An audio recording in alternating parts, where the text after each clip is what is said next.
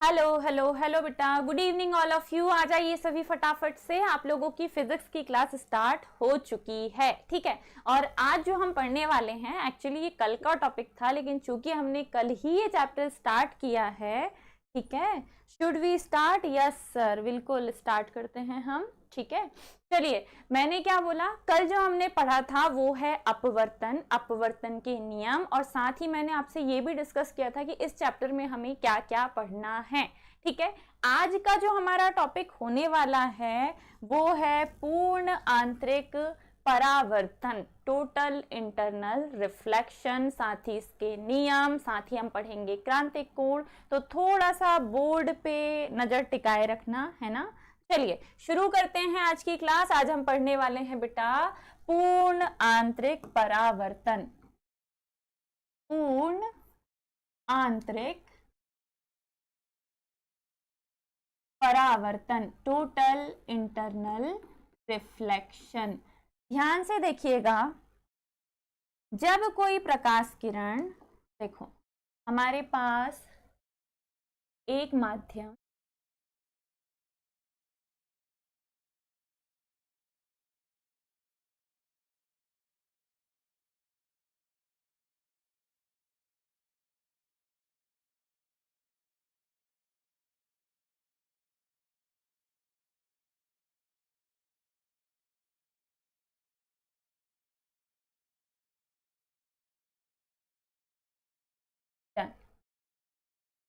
चलो तीन अलग अलग मैंने प्रकाश माध्यम वो ले लिए, क्या माध्यम। ठीक है, ये देखो मैं आपको बताती हूँ कि मैं क्या बोलना चाह रही हूँ।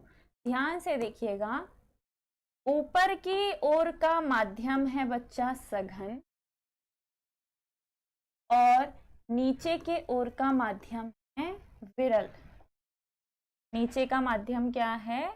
विरल है। तो ये रहा विरल माध्यम, ऊपर का सघन है और नीचे का माध्यम जो है वो है विरल। अब एक और चीज ये कर सकते हैं, स्तंभ बना सकते हैं, ये हमने बना दिया।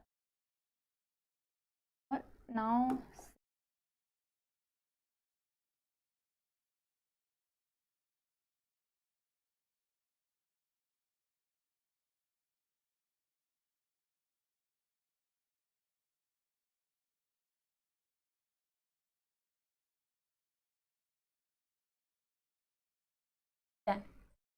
ध्यान से समझिएगा, हम समझ रहे हैं पूर्ण आंतरिक परावर्तन। आई होप सो मेरी आवाज वगैरह सब कुछ क्लियर है, सभी को सब कुछ दिखाई दे रहा है। पूर्ण आंतरिक परावर्तन, टोटल इंटरनल रिफ्लेक्शन की घटना कैसे होती है, इसके क्या नियम हैं, इसकी डेफिनेशन धीरे धीरे करके हम सब पे बात करेंगे बेटा। इस साल ये आया हुआ प्रश्न है एमपी बोर्ड में, एमपी बोर्ड 2026 में ये प्रश्न पूछा भी गया है। तो ये मत समझना कि इतनी छोटी छोटी चीजें भी मैडम पूछी जाती हैं क्या। मैंने बोला कि एक तरफ का माध्यम है सघन और दूसरे तरफ का माध्यम है विरल। तो मान लीजिए सघन माध्यम से विरल माध्यम में कोई प्रकाश किरण जो है वो प्रवेश कर रही है, ऐसे ऐसे, है ना। सघन से विरल में प्रकाश किरण प्रवेश कर रही है, सभी में दिखाओ ना। ठीक है, सघन माध्यम जो ऊपर वाला माध्यम है, सघन माध्यम मान लीजिए बेटा वो कांच है। सघन माध्यम जो दिया हुआ है यहाँ वो कांच है, और जो विरल माध्यम दिया हुआ है वो है वायु यानी एयर। एक तरफ है ग्लास, एक तरफ है एयर। तो कल ही मैंने जब आपको अपवर्तन के बारे में बताया था, तब मैंने एक लाइन आपको बोली थी कि बेटा अपवर्तन की घटना तब होती है जब प्रकाश किरण एक माध्यम से दूसरे माध्यम में प्रवेश करती है। ये जो व्हाइट लाइन हमने बनाई है यही है अपवर्तक पृष्ठ। अब डिपेंड करेगा कि ऊपर वाला माध्यम कैसा है, नीचे वाला माध्यम कैसा है। सघन माध्यम में प्रकाश की चाल कम होती है, विरल माध्यम में प्रकाश की चाल बढ़ जाती है। इसीलिए जब प्रकाश किरण सघन से विरल में जाती है तो अभिलंब से दूर हट जाती है। सघन से विरल में जाने पर अभिलंब जो है इससे दूर हट जाती है। तो कैसे? तो ध्यान से देखिएगा, जाना ऐसे था सीधे सीधे, यहाँ जो कोण बन रहा था वो था आपतन कोण और प्रकाश किरण सीधे सीधे जा रही है, लेकिन हुआ ये कि ये हट गई अभिलंब से दूर और ऐसे निकल गई। मतलब नीचे जो अपवर्तन कोण बना है वो बना है R। जो ग्रीन लाइन आपको दिखाई दे रही है वो उस किरण का रास्ता है, जैसे उसे जाना चाहिए था, लेकिन जैसे ही वो अभिलंब से दूर हटी अपवर्तन कोण का मान बढ़ गया। तो आप कह सकते हो अपवर्तन कोण का मान अधिक है आपतन कोण I से। पहली सिचुएशन, ठीक है। जब कोई प्रकाश किरण सघन माध्यम से विरल माध्यम में प्रवेश करती है, हमने माना है कि सघन माध्यम के रूप में हमारे पास कांच है जो कि एक ठोस है, विरल माध्यम के रूप में हमारे पास है वायु। तो जैसे ही ये सघन से विरल में जाएगी इसका होगा अपवर्तन। क्या होगा बेटा? इसका अपवर्तन, जो कि मैंने आपको कल ही पढ़ाया है। अब जब अपवर्तन होगा तो ये अभिलंब से दूर हट जाएगी। इस स्थिति में आपतन कोण का मान कम होगा, अपवर्तन कोण R का मान अधिक होगा। अब इस सिचुएशन को थोड़ा सा बढ़ाइए, है ना, इस सिचुएशन को थोड़ा सा बढ़ाइए। जैसे जैसे हम आपतन कोण का मान बढ़ाएंगे, ये आपतन कोण जो है, जैसे जैसे इसका मान बढ़ाएंगे, मतलब अब इस एंगल से आपतित करवाइए, वैसे वैसे अपवर्तन कोण का मान भी बढ़ेगा। ठीक है, जैसे जैसे आपतन कोण का मान बढ़ाएंगे वैसे वैसे अपवर्तन कोण का मान भी बढ़ेगा। मान लो जब आपतन कोण 30 था तो अपवर्तन कोण 50 था। जब आपतन कोण 50 हुआ तो अपवर्तन कोण 70 हो गया। जब आपतन कोण 60 हो गया तो अपवर्तन कोण 90 हो गया। ऐसा हम मान सकते हैं। जैसे जैसे करके हम आपतन कोण का मान, आपतन कोण बोल रही हूं, जैसे जैसे हम आपतन कोण का मान बढ़ा रहे हैं, जैसे जैसे हम आपतन कोण का मान, ये देखो आपतन कोण, जैसे जैसे हम आपतन कोण का मान बढ़ा रहे हैं वैसे वैसे अपवर्तन कोण का मान भी 50 से 70, 70 से 90 क्या हो रहा है? बढ़ रहा है। बढ़ा दिया, ठीक है, बढ़ा दिया। अब हमने क्या किया? आपतन कोण का मान बेटा धीरे धीरे धीरे धीरे करके बढ़ाया, और जब आपतन कोण का मान बढ़ाया तो अपवर्तन कोण का मान भी धीरे धीरे करके क्या होगा? बढ़ेगा। तो एक सिचुएशन ये आएगी कि आपतन कोण के जिस भी मान पर अपवर्तन कोण का मान 90 डिग्री हो जाएगा। मतलब आपने आपतन कोण का मान इतना अधिक बढ़ा दिया कि अपवर्तन कोण हो गया 90 डिग्री। अब 60 लिखा है, इसका मतलब ये नहीं कि 60 ही होगा, आपतन कोण का मान कुछ भी हो सकता है, लेकिन जितना भी मान आपतन कोण का मिले अपवर्तन कोण का मान 90 डिग्री होना चाहिए। रिफ्लेक्टिव एंगल जो है वो 90 डिग्री होना चाहिए। डन, ठीक है, ध्यान से समझिएगा। आपतन कोण के जिस भी मान पर अपवर्तन कोण का मान कितना हो जाएगा बच्चा? 90 डिग्री। तब इस आपतन कोण को कहा जाता है क्रांतिक कोण। मैं ये बोल रही हूं आपतन कोण के यानी कि I के जिस भी मान पर अपवर्तन कोण यानी कि R, रिफ्रैक्टिव एंगल यानी कि स्मॉल r का मान हो जाए 90, तब आपतन कोण नहीं रह जाता। इसे कहा जाता है क्रांतिक कोण और दर्शाते हैं C या IC से। मतलब जो I है वो वास्तव में अब बन गया है C, जो I है वो वास्तव में अब बन गया है C। मतलब आपतन कोण ही क्रांतिक कोण है जब अपवर्तन कोण कितने का हो जाए? 90 डिग्री का। तो पहली सिचुएशन हमने ये बोला कि जब कोई प्रकाश किरण सघन माध्यम से विरल माध्यम में प्रवेश करती है, सघन माध्यम कांच लिया है, विरल माध्यम वायु लिया है। मैंने यहाँ विरल ही लिख दिया है भाई, विरल माध्यम क्या लिया है बच्चा? वायु लिया है।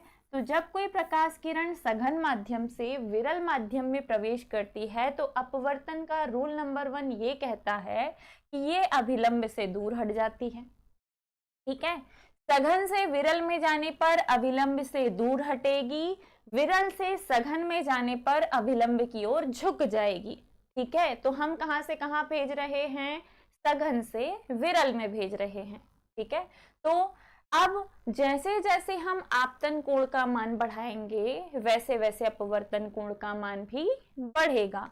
एक सिचुएशन ये आएगी कि आपतन कोण के जिस भी मान पर अपवर्तन कोण 90 डिग्री हो जाएगा तब आपतन कोण को क्रांतिक कोण कहा जाता है।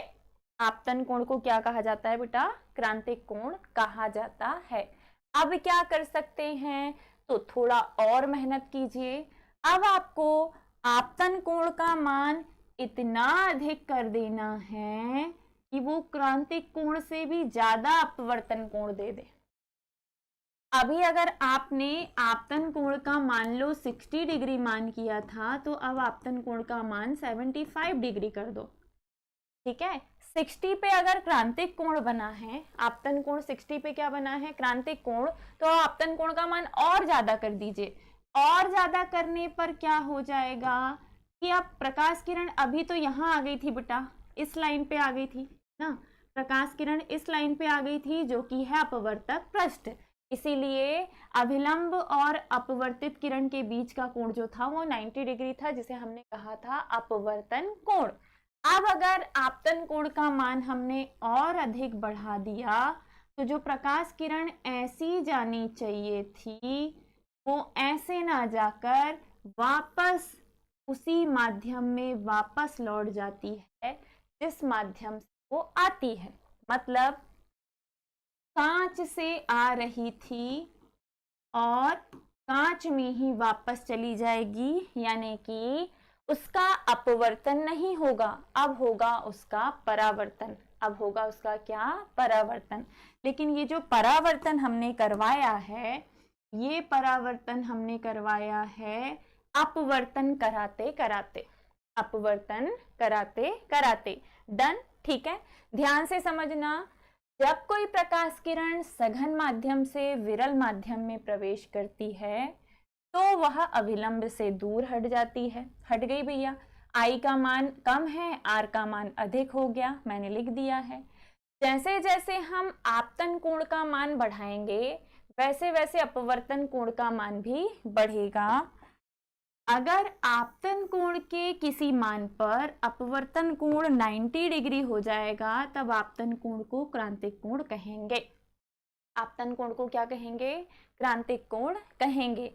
और अगर हमने आपतन कोण का मान क्रांतिक कोण से भी अधिक कर दिया, मतलब आपतन कोण का अभी मान इतना था कि अपवर्तन कोण 90 का बना था, अब उसका मान और अधिक कर दो तो अपवर्तन कोण जो है वो अपवर्तित ना होकर परावर्तित हो जाएगा। ठीक है, मतलब प्रकाश किरण जिस माध्यम से आएगी उसी माध्यम में वापस लौट जाएगी।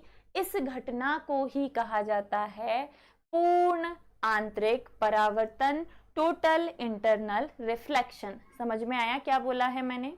चलो थ्योरी पे बात करते हैं। क्या है, हम पढ़ रहे हैं पूर्ण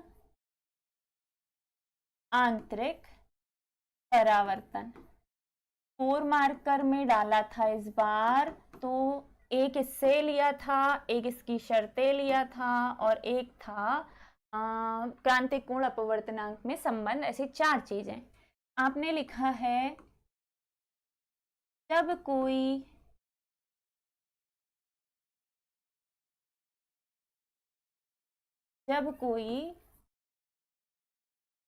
प्रकाश किरण कहां से बेटा,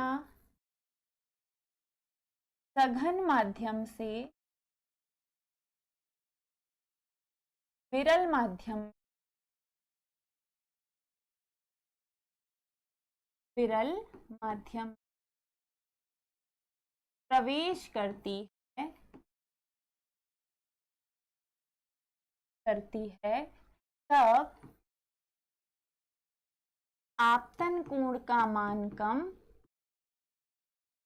आपतन कोण विच इज बेटा आई का मान कम और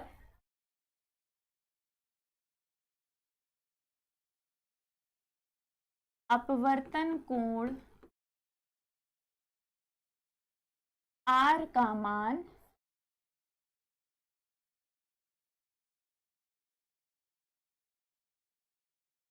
अधिक होता है। ठीक है, पहली कंडीशन हम धीरे धीरे से शुरू करते हैं। जब कोई प्रकाश किरण सघन माध्यम से विरल माध्यम में प्रवेश करती है, ये रहा सघन माध्यम, ये रहा विरल माध्यम। जब ये सघन से विरल में प्रवेश करेगी तो आपतन कोण का मान कम, अपवर्तन कोण का मान अधिक होगा। ठीक है, अब आप क्या बोल सकते हो, जैसे जैसे आपतन कोण का मान बढ़ाएंगे वैसे वैसे अपवर्तन कोण का मान बढ़ेगा। यदि आपतन कोण का मान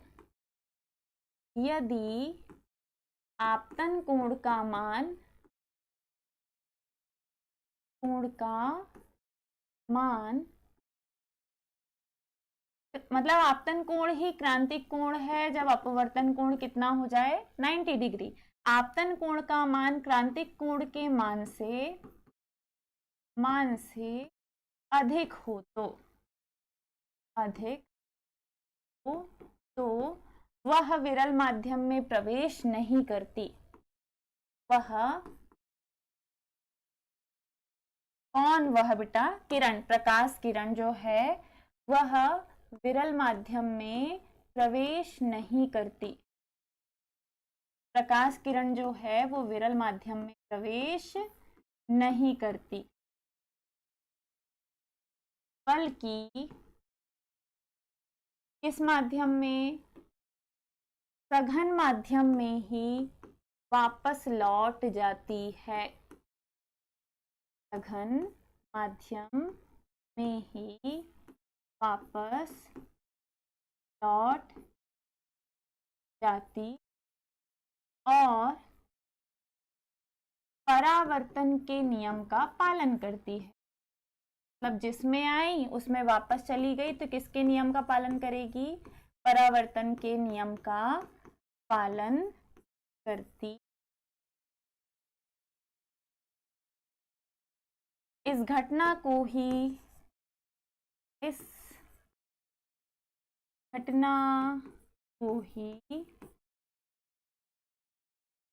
पूर्ण आंतरिक परावर्तन कहते।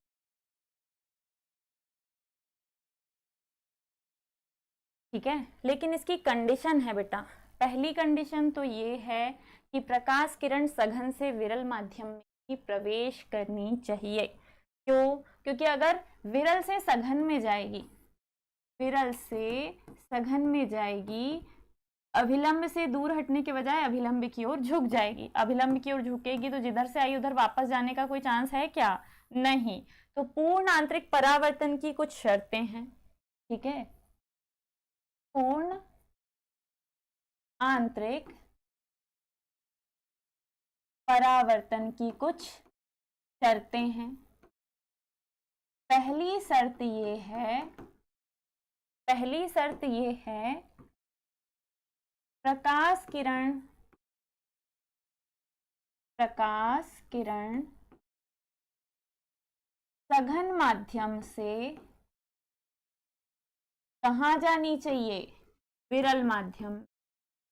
सघन माध्यम से विरल माध्यम में प्रवेश करनी चाहिए। पूर्ण आंतरिक परावर्तन की शर्तें, प्रकाश किरण सघन माध्यम से विरल माध्यम में प्रवेश करनी चाहिए। ठीक है, ये पहली कंडीशन।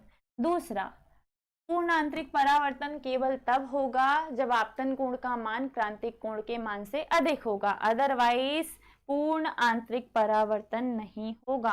तो दूसरी कंडीशन ये है कि प्रकाश किरण के लिए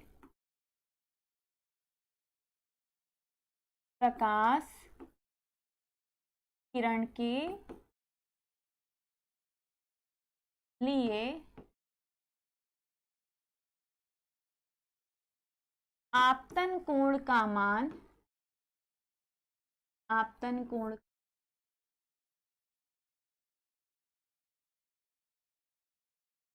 क्रांतिक कोण के मान से आपतन कोण का मान क्रांतिक कोण के मान से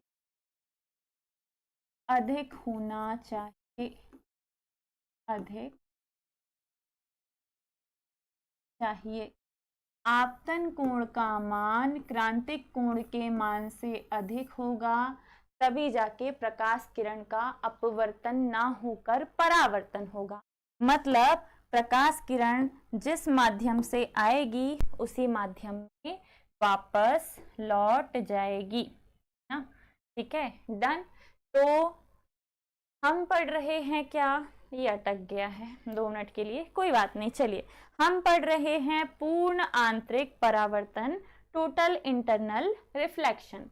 इसकी पहली शर्त ये है कि प्रकाश किरण सघन माध्यम से विरल माध्यम में प्रवेश करनी चाहिए। सघन से कहाँ जाएगी बेटा, विरल में। अगर प्रकाश किरण सघन माध्यम से विरल माध्यम में जाए और अगर आपतन कोण का मान जो है वो क्रांतिक कोण के मान से अधिक हो तो उसका अपवर्तन ना होकर क्या हो जाता है, परावर्तन। इस घटना को देखो, जानी ऐसी चाहिए थी लेकिन ऐसे ना जाकर वो ऊपर की ओर चले जा रही है, तो इस घटना को हम कहते हैं पूर्ण आंतरिक परावर्तन। इसमें जिक्र हुआ है एक एंगल का जिसे कहा जाता है क्रांतिक कोण। क्या कहते हैं, क्रांतिक कोण या क्रिटिकल एंगल। क्रांतिक कोण को क्रिटिकल एंगल कहा जाता है। आपतन कोण के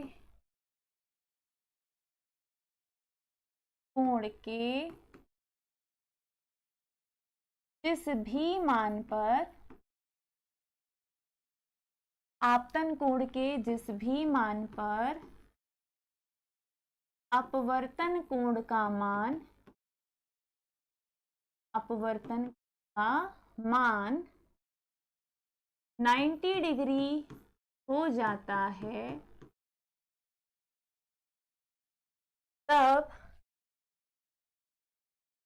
आपतन कोण को क्रांतिक कोण कहते। आपतन कोण ही क्रांतिक कोण है, बशर्ते आपतन कोण को क्या कहते हैं बेटा, क्रांतिक कोण कहते।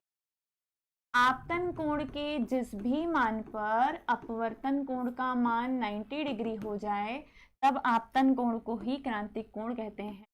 आपतन कोण के जिस भी मान पर अपवर्तन कोण का मान 90 डिग्री हो जाए तो आपतन कोण को ही क्रांतिक कोण कहते हैं। इसे सी या आईसी से दर्शाते हैं, इसे सी या आईसी से दर्शाते हैं। ये बोल रहा है कि अगर प्रकाश किरण सघन माध्यम से विरल माध्यम में प्रवेश करे तो हमें पता है प्रकाश किरण का जब अपवर्तन होगा तो वो अभिलंब से दूर हट जाएगी। आपतन, अब जैसे जैसे आपतन कोण का मान बढ़ाएंगे वैसे वैसे अपवर्तन कोण का मान भी बढ़ेगा। आपतन कोण के जिस भी मान पर अपवर्तन कोण का मान 90 डिग्री हो जाएगा तब आपतन कोण को ही क्रांतिक कोण कहा जाएगा। और क्रांतिक कोण केवल तब बनेगा जब प्रकाश किरण सघन से विरल में जाएगी, मतलब ग्लास से एयर में जाएगी। सघन से कहाँ जाएगी, विरल में जाएगी, मतलब कि ग्लास से कहाँ जाएगी बेटा, एयर में जाएगी। ध्यान से देखिएगा, हमारा जो टॉपिक है वो है पूर्ण आंतरिक परावर्तन, टोटल इंटरनल रिफ्लेक्शन। जब कोई प्रकाश किरण एक माध्यम से दूसरे माध्यम में प्रवेश करती है, लेकिन माध्यम होना चाहिए सघन और प्रवेश करनी चाहिए विरल में, तो आपतन कोण का मान कम और अपवर्तन कोण जो है R, इसका मान अधिक होता है। जैसे जैसे हम आपतन कोण का मान बढ़ाते जाते हैं वैसे वैसे अपवर्तन भी बढ़ते जाता है। आपतन कोण के जिस भी मान पर अपवर्तन 90 डिग्री हो जाता है तब हम आपतन कोण को क्रांतिक कोण कहते हैं। आपतन कोण ही क्या बन गया बेटा, क्रांतिक कोण। ठीक है, अब जब आपतन कोण क्रांतिक कोण बन जाए तो आप ये बोलोगे कि अगर हमने आपतन कोण का मान और ज्यादा बढ़ा दिया तो अब ये प्रकाश किरण ये अपवर्तक पृष्ठ पे आ चुकी थी, अपवर्तक पृष्ठ से ऊपर की ओर चली जाएगी, तो ये एक माध्यम से दूसरे माध्यम में ना जाकर जिस माध्यम से आई है उसी माध्यम में वापस लौट जाएगी और परावर्तन के नियम का पालन करेगी। अब इस किरण का अपवर्तन नहीं होगा, इस किरण का होगा बेटा परावर्तन, है ना। इसी को हमने थ्योरी में लिखा है। अब हमने क्या लिखा है, प्रकाश किरण सघन से विरल में जा रही है, आपतन कोण का मान कम, अपवर्तन कोण का मान अधिक है। अगर आपतन कोण का मान क्रांतिक कोण के मान से अधिक हो गया तभी प्रकाश किरण एक माध्यम से दूसरे माध्यम में ना जाकर जिस माध्यम से आएगी उसी माध्यम में वापस लौट जाएगी। इसे ही कहा जाता है पूर्ण आंतरिक परावर्तन, टोटल इंटरनल रिफ्लेक्शन। तो बढ़िया से आपने यही लिखा। अब आगे हमने क्या किया है, पूर्ण आंतरिक परावर्तन की शर्तें, कंडीशंस क्या क्या हैं, क्यों पूर्ण आंतरिक परावर्तन होने के लिए क्या होना जरूरी है। तो पहला कि प्रकाश किरण सघन माध्यम से विरल माध्यम में जानी चाहिए, सघन से विरल में जाएगी तभी जाके वो अभिलंब से दूर हटेगी, और अभिलंब से दूर हटेगी तभी धीरे धीरे ऊपर आते आते आते जिस माध्यम से आई उसी माध्यम में वापस लौट जाएगी जैसे जैसे हम आपतन कोण का मान बढ़ाएंगे। पूर्ण आंतरिक परावर्तन की घटना के द्वारा ही जो ऑप्टिकल फाइबर होता है बेटा, जिनसे इंटरनेट आ रहा है हमारे घरों में, ऑप्टिकल फाइबर लगा है आजकल बहुत से घरों में, तो ऑप्टिकल फाइबर जो है कुछ ऐसा होता है, इसमें जो वेव्स चलती हैं ना वो ऐसे चलती हैं, टकराई फिर टकराई फिर टकराई फिर टकराई फिर टकराई, ऐसे करके आगे गई फिर टकरा के इधर चली गई, फिर आगे गई फिर टकरा के इधर चली गई। तो ये जो घटना हो रही है पूर्ण आंतरिक परावर्तन। तो सिग्नल एक स्थान से दूसरे स्थान तक ऑप्टिकल फाइबर में पूर्ण आंतरिक परावर्तन के द्वारा ही भेजे जाते हैं, पूर्ण आंतरिक परावर्तन के द्वारा ही भेजे जाते हैं। तो इसका यूज कहाँ कर रहे हैं हम, ऑप्टिकल फाइबर कम्युनिकेशन सिस्टम जो है उसमें सिग्नल्स को एक स्थान से दूसरे स्थान तक भेजने के लिए पूर्ण आंतरिक परावर्तन का इस्तेमाल किया जाता है। अब पूर्ण आंतरिक परावर्तन की दूसरी शर्त है कि प्रकाश किरण के लिए जो आपतन कोण है उसका मान क्रांतिक कोण के मान से अधिक होगा, तभी जाके प्रकाश किरण विरल माध्यम में प्रवेश नहीं करेगी बल्कि सघन माध्यम में ही वापस लौट जाएगी। ये दोनों हो गई इसकी शर्तें। ऑप्टिकल फाइबर में हमने कर लिया इसका इस्तेमाल।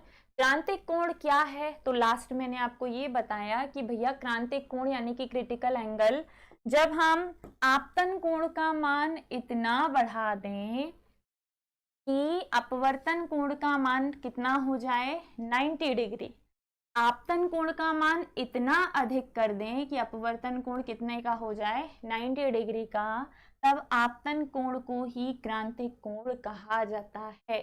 क्रांतिक कोण केवल तब बनता है जब प्रकाश किरण सघन माध्यम से विरल माध्यम में प्रवेश करती है। विरल से सघन में जाने पर क्रांतिक कोण का निर्माण नहीं होता। ठीक है, तो सघन से विरल में प्रवेश करने पर जो एंगल बनेगा वो कौन सा एंगल होगा बेटा, आपतन कोण जो होगा वो होगा क्रांतिक कोण, बशर्ते अपवर्तन कोण कितने का हो जाए 90 का। और कुछ है क्या, नहीं। बस आज के लिए इतना ही। आज आपको पढ़ना है पूर्ण आंतरिक परावर्तन, थ्योरी लिख के फिर बनाना है इनके वो सारे डायग्राम जो मैंने फ्रंट में बनाए हैं। थ्योरी लिखने के बाद जो अगले पेज की थ्योरी है बेटा, इसको लिखने के बाद आपको ये डायग्राम बनाने हैं। अगर कोई बच्चा नया जुड़ रहा है या किसी को भी किसी भी प्रकार के नोट्स की जरूरत है, क्योंकि आज नहीं तो कल ये वीडियो पब्लिश होगा, एक आध महीने बाद होगा, जब भी होगा, तो हर टाइप का स्टडी मटेरियल बेटा हमारी जो वेबसाइट है उस पर उपलब्ध है। और किसी भी प्रकार के स्टडी मटेरियल के लिए आप हमें संपर्क कर सकते हैं। सामने जो नंबर आपके सामने आ रहा है 7024066348, इस पे आप मैसेज करके किसी भी प्रकार का स्टडी मटेरियल, चाहे फिजिक्स का हो, केमिस्ट्री का हो, बायोलॉजी का हो, 11th का हो, 12th का हो, पीडीएफ हो, क्विजेस हो, जो भी आपको चाहिए सब अवेलेबल है। और अगर आप लोग पेड बैच का सब्सक्रिप्शन लेना चाहते हैं जिसमें आपको सारी चीज़ें एक ही जगह पे मिल जाएं, आपको लेक्चर्स भी मिल जाए, पीडीएफ्स भी मिल जाए, नोट्स भी मिल जाए, तो 2 बैचेस हमारे चल रहे हैं। बढ़िया से किसी एक बैच में आप ज्वाइन कर सकते हो, आपको सारी फैसिलिटीज मिलेंगी, है ना। ठीक है, तो बढ़िया से ये प्रॉपर नोट्स बने हुए हैं, है ना। तो जो जिन बच्चों ने लिया हुआ है उन्हें हमने एक्सेस दे के रखा है ताकि उन्हें स्टडी मटेरियल के लिए इधर उधर जाना ना पड़े, सब कुछ उन्हें अपडेटेड नोट्स मिल रहे हैं प्रॉपर। तो ये हो गई इसकी डेफिनेशन बेटा। डेफिनेशन के बाद आपको लिखनी है इसकी शर्तें, इसके उपयोग और साथ में क्रांतिक कोण और इसकी डेफिनेशन, जहां पे आके टॉपिक हो जाता है समाप्त। अब कल से हम थोड़े डेरिवेशंस पे आएंगे, है ना। कल से बेटा हम थोड़े थोड़े काय में आएंगे, डेरिवेशंस पे आएंगे। तो जब अपवर्तन हमने पढ़ लिया, पूर्ण आंतरिक परावर्तन भी हमने पढ़ लिया, अब कल से हम थोड़े डेरिवेशंस पे बात करेंगे। अपवर्तनांक और क्रांतिक कोण में संबंध निकालेंगे, आपतन कोण निर्गत कोण में संबंध निकालेंगे। तो डेरिवेशन क्लास हमारी कल से स्टार्ट हो जाएगी और फिर उसके बाद हम पहले दर्पण पढ़ेंगे, फिर दर्पण सूत्र, दर्पण से रिलेटेड सारी डेफिनेशन थोड़ा थोड़ा करके पढ़ोगे, चीजें डिफिकल्ट नहीं लगेंगी, है ना। आधा घंटा पर्याप्त होता है तुम लोगों के लिए, क्योंकि चीजें बहुत ज्यादा होती हैं फिर समझ में नहीं आती। तो समझ आया या नहीं कमेंट करके बताना। कोई डाउट हो तो आप लोग पूछ सकते हो। आप क्लास के बीच में ही पूछ लिया करो बेटा, ताकि मुझे कमेंट दिख जाए अगर कहीं कोई डाउट रह जाता है तो, है ना। ठीक है, तो चलिए विदा लेते हैं आपसे। नेक्स्ट जो आपकी क्लास होने वाली है वो होगी केमिस्ट्री की। सर इसी लिंक पे आपको टाइम डाल देंगे कि कितनी देर बाद आप लोग की केमिस्ट्री की क्लास स्टार्ट होगी। ठीक है, और उसके बाद फिर बायोलॉजी वाले बच्चे जुड़ जाएंगे। आज हम बायोलॉजी में इंपॉर्टेंट पढ़ने वाले हैं। तो ख्याल रखिएगा अपना, स्वस्थ रहिए, मुस्कुराते रहिए। स्वस्थ क्या, मैडम ही स्वस्थ नहीं थी, है ना। स्वास्थ्य थोड़ा सा गड़बड़ हो गया था, लेकिन अभी ठीक लग रहा है मुझे। आई होप सो कल तक मैं पूरी तरीके से ठीक हो जाऊं। तो बाय बाय बेटा, टेक केयर, राधे राधे।